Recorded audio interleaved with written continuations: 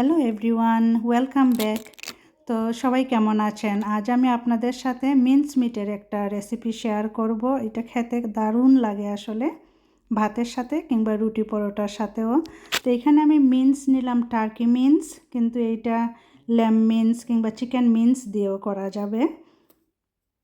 তো আমি যে পেঁয়াজটাকে ছোট ছোট পিস করে কেটে নিলাম, ডাইস করে আর কি পেঁয়াজ। আর এখানে আমি আদা রসুনটাকে গ্রেট করে নিলাম, আদা রসুনের পেস্টও দেওয়া যাবে।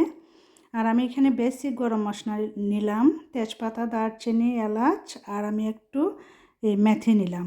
আর এখানে আমি লাউ, এটাতে আমি লাউ দেব আর একটু আলু দেব। তো আমি প্রথমে তেলটা গরম করার পর আমার গরম মশলাটা দিয়ে দিলাম। তো এখানে আমি মেথিটা দিলাম কেন? মেথি দিলে নাইস একটা স্মেল আসে, আসলে ফ্লেভারফুল হয়। তো আমি ফোড়নটা ভেজে নিয়ে আমি আমার পেঁয়াজটা দিয়ে দিলাম। তো পেঁয়াজটা আমি সুন্দরভাবে ভেজে নিচ্ছি। একটু গোল্ডেন কালার আসার পরই আমি আমার আদা আর রসুনটা অ্যাড করে ফেলবো। তারপর আদা রসুনটাকেও আমি এই যে পেঁয়াজের সাথে সুন্দর করে ভেজে নিচ্ছি।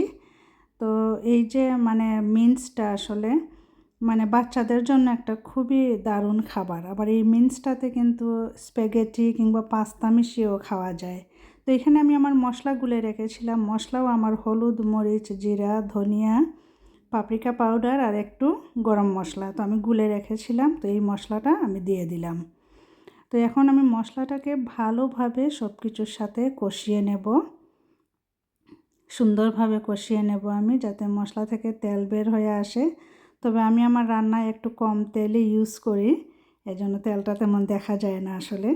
তো এখন আমি 2টা টমেটো, তো মিন্সে একটু বেশি টমেটো দিলে ভালো লাগে, তো আমি মিডিয়াম সাইজ টমেটো আমি 2টা একদম দিয়ে দিলাম, লবণ দিয়ে দিলাম পরিমাণ মতো। তো এখন আমি আসলে ঢাকনা দিয়ে ঢেকে কিছু সময় রান্না করব। আমি চাচ্ছি যে টমেটোটা যাতে একটু গলে যায়। তো এই পর্যায়ে আমার মশলাটা একদম রেডি। এখন আমি মিন্সটা অ্যাড করে ফেলবো। আর মিন্সটাকে আমি ঢাকনা ছাড়া আমি কিছু সময় এই যে মশলার সাথে ভেজে নেব।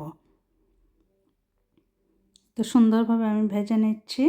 তো মিন্সটাও যে সময় একদম ভাজা ভাজা হয়ে যাবে, এই পর্যায়ে আমি ছোটো করে পিস করে রাখা আলু আর এই যে লাউ, এটা পাতিলাউ, আসলে খুব স্বাদ লাগে খেতে মিন্সে।